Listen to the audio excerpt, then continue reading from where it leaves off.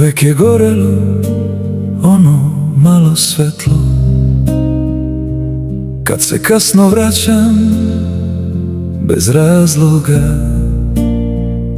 kao da neko broji korake niz hodnik i pravi se da ne čuje vrata.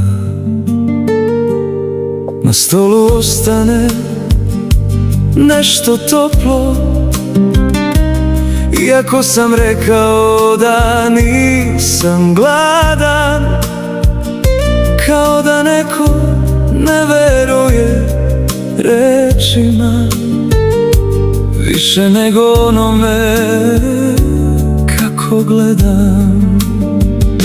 I nikad nije pitala gde sam bio, samo bi rekla hladno je na polju.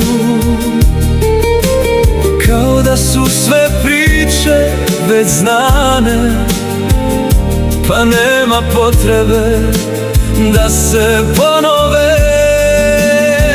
A ja sam mislio, ima vremena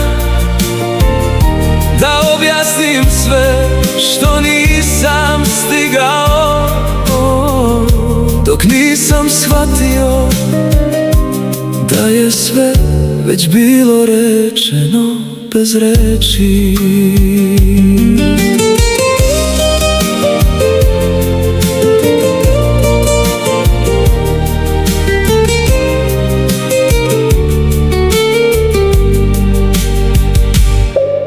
U fioci još stoje iste stvari, uredno složene kao nekad, i neki miris koji ne odlazi.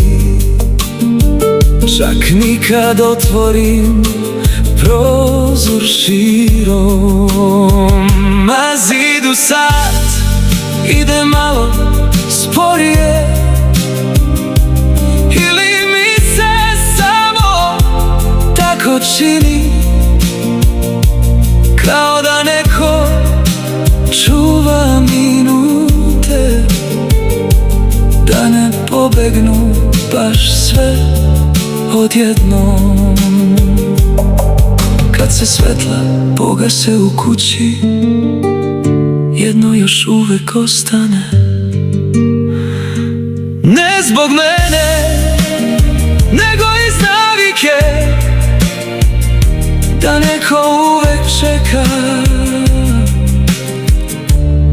i kad zna da nećeš doći.